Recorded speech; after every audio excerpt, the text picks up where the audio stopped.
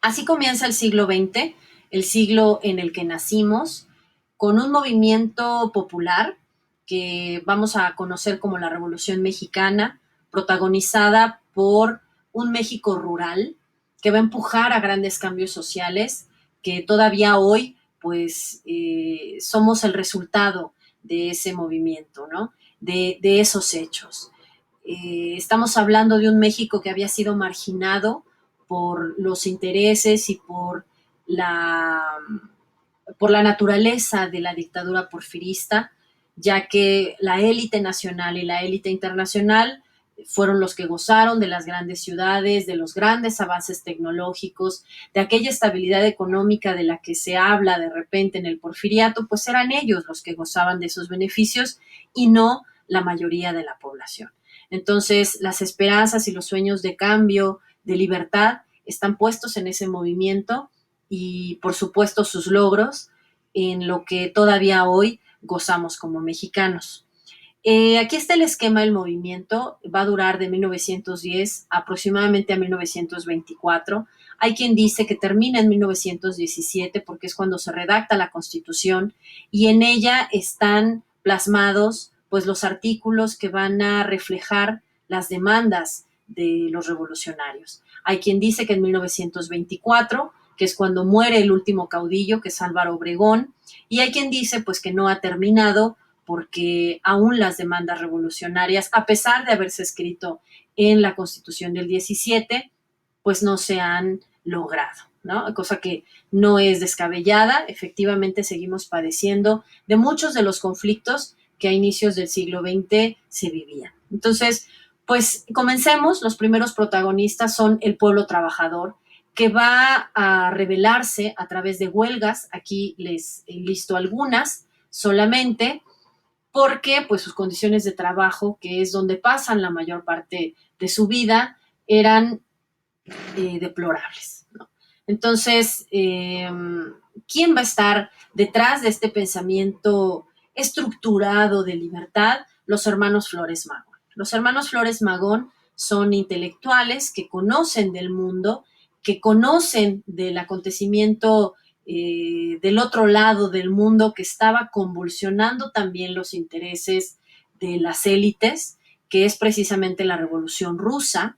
Ellos, con una fuerte tendencia anarquista, con nexos con aquellos rusos, pues van a tener muy claro que el problema de México no era siquiera la figura de Porfirio Díaz, sino lo que ellos llamaron la dependencia económica. Decían, México necesita liberarse económicamente porque es dependiente de lo que sucede en los países ricos, ¿no?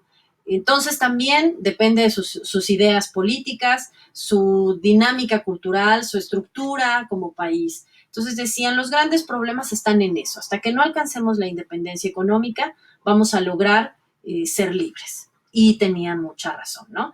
Va a ser una crítica muy profunda, va a ser una crítica que va a incomodar a la élite porfirista y por supuesto van a ser perseguidos. Ellos lo van a manifestar a través de la creación del Partido Liberal y también a través de periódicos. Les van a deshacer, quemar, en fin, quitar sus imprentas, pero maravillosamente el equipo que va a estar con ellos va a creer en la causa y van a hacer otro periódico y les quemaban otra imprenta y otro y otro y otro, ¿no? Entonces, Regeneración es uno de ellos y pues vamos a aprender bastante de la gran crítica de los hermanos Flores Magón, ¿no? Ellos van a ser, les decía, perseguidos, al final presos, y bueno, mueren sin que este país se haya convulsionado con sus ideas, ¿no? Entonces, su participación es fundamental. ¿Quién más se enfrenta al porfiriato directamente, de frente? Pues es Francisco I. Madero. Él, a través de la libertad política, va a decir, será la manera en la que México se va a componer. Entonces, le dice a Porfirio Díaz que él es el problema, ¿no? Que su dictadura de más de 30 años ya es demasiada y que se tiene que empezar a respetar la voluntad popular a través del voto. y de esa forma pues no va a haber reelección. Entonces él gana las elecciones de 1910, le hacen fraude y lo toman preso. Huye y en el extranjero es cuando redacta el Plan de San Luis y ahí convoca al pueblo de México a levantarse en armas un 20 de noviembre a las 6 de la tarde. Entonces, es respaldado por los grupos revolucionarios fuertes que van a estar encabezados por Villa, ¿no? Y por Zapata también. Los hermanos Aquiles Cerdán en Puebla, varios grupos van a estar con él y se convierte en presidente.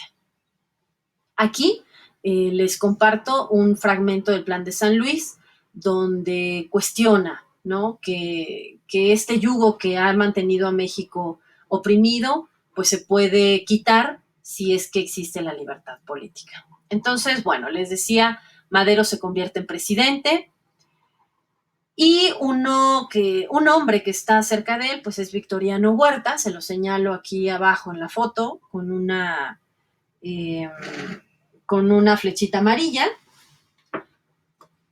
Victoriano Huerta se encarga en su gobierno de estar al frente de las Fuerzas Armadas y evidentemente pues los grupos que veían en Madero una amenaza a sus intereses, a sus bienes, a sus privilegios, pues se acercan a Victoriano Huerta y pactan con él un golpe de Estado, que vamos a conocer como la Decena Trágica en 1913, para quitar a Madero del poder.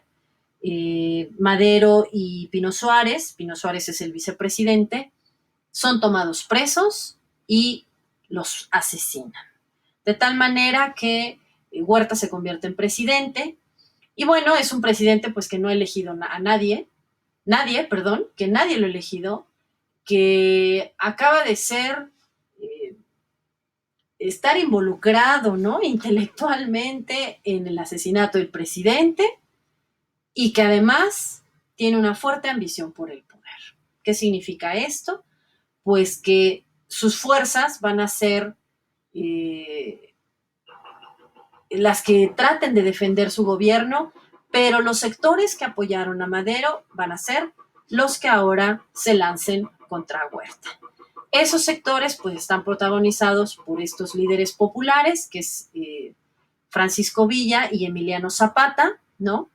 Y Francisco Villa, hay que decirlo, es un hombre justiciero. Se va a caracterizar por ser un justiciero. Vivió la pobreza en carne propia y entonces a él le queda muy claro que las cosas tienen que ser equitativas, que las oportunidades tienen que ser para todos, y él vivió de cerca las necesidades de los campesinos y los trabajadores del norte. Entonces, él va a pugnar siempre por sus derechos y por sus libertades, ¿no? El caso de Emiliano Zapata, pues es un hombre que va a entender también perfectamente las necesidades de los campesinos y va a lanzar a través del Plan de Ayala una crítica importante a todo aquel que ostente el poder, ¿no? Que es no solo que la tierra es para quien la trabaja y que es necesaria la libertad para los campesinos, vaya que se deje de oprimirlos, sino que el reconocimiento a la cultura campesina es el elemento vital para que entonces haya justicia y libertad.